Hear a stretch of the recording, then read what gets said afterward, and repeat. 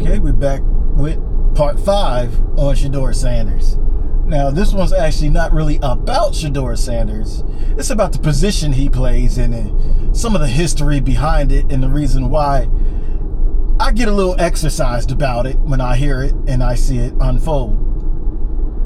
I got into football the year right after Doug Williams won the Super Bowl. First black quarterback. And if you know anything about that, and the history behind it, he was asked a whole bunch of insane questions, and he had to deal with a lot of stereotypes about it. And some of his backstory is that he already has taken the team to the NFC Championship game when he was with Tampa Bay. But, you know, black quarterbacks have always had a short leash. So the minute something goes wrong, he's just about out of the league, and Washington picks him up as a backup.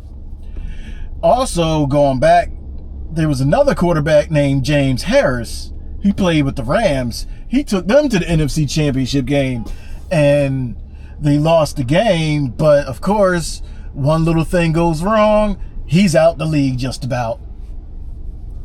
But anyway, coming back to me and my story, the year I got into football, 1988, the quarterback that attracted me to the game was Randall Cunningham.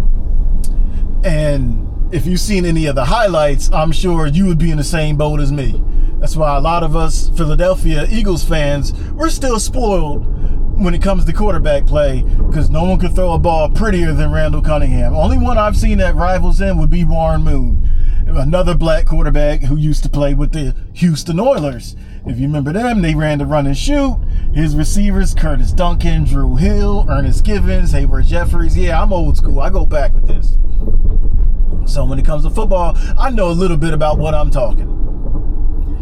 Anyway, about the position that I was talking about, the history, black quarterbacks are always under a different kind of scrutiny. There's always that short leash. They're not given the benefit of the doubt. Hell, some of them not even drafted. In 1994, there was a quarterback, he played for Florida State.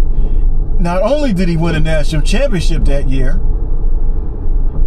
he won the Heisman as well. The year would be 1993, but he wins it in 94. He had to go to the NBA because he gave the NFL a bit of an ultimatum. If you don't pick me in the first round, I'm going to the NBA. It's not like he was, setting the world on fire as a guard either for Florida State. But hey, that's what his options were. He wanted to maximize his money like anybody else would do.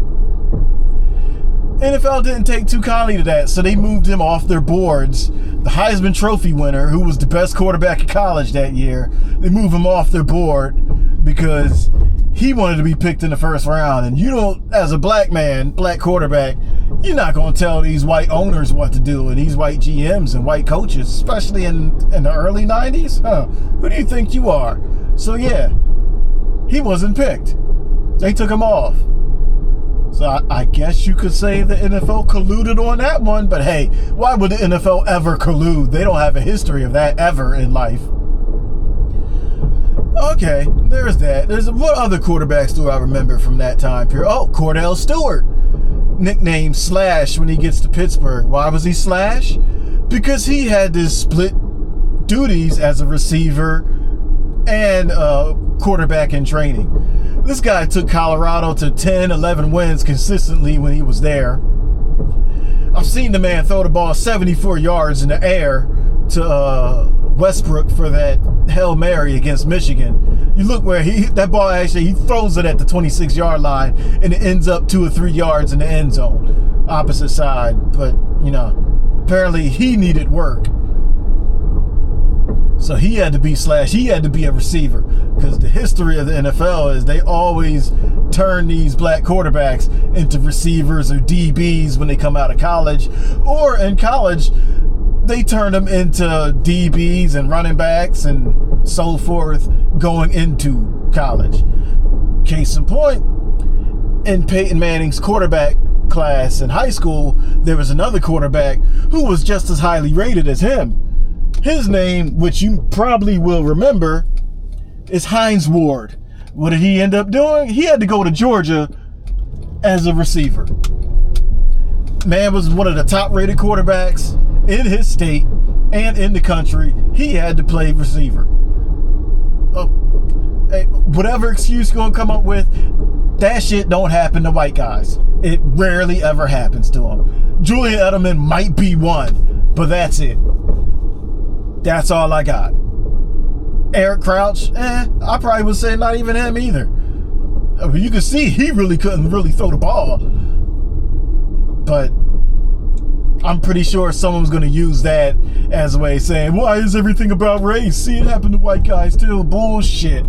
We know it happens predominantly to black players.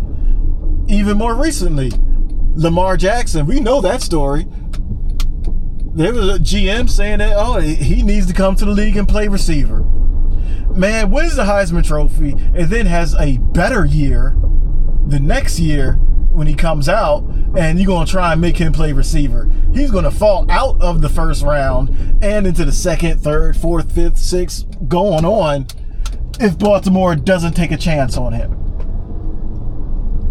But hey, who knows what's going to happen with Lamar Jackson? He only wins the MVP twice.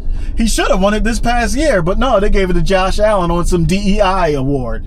Yeah, that was a DEI award. If you don't believe me, look at them stats and tell me that Lamar Jackson didn't have the year of his life. He had a better year than Josh Allen did, but hey, Josh Allen wins the award. It is what it is. Whatever. So yeah, but I see all this happening to Shadeur Sanders.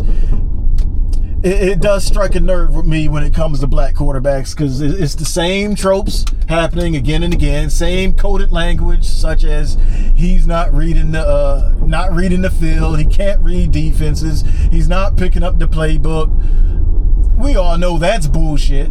You trying to tell me that this man, whose father was one of the best defensive players of all time, if not the best cornerback of all time, you trying to tell me he can't read defenses? He's studying under Brett Favre and Tom Brady and such, but no, he can't read defenses all of a sudden. Yeah, all right. We know what it is. Just come out and say, we don't want this guy who's too damn confident and too damn quote unquote arrogant to succeed.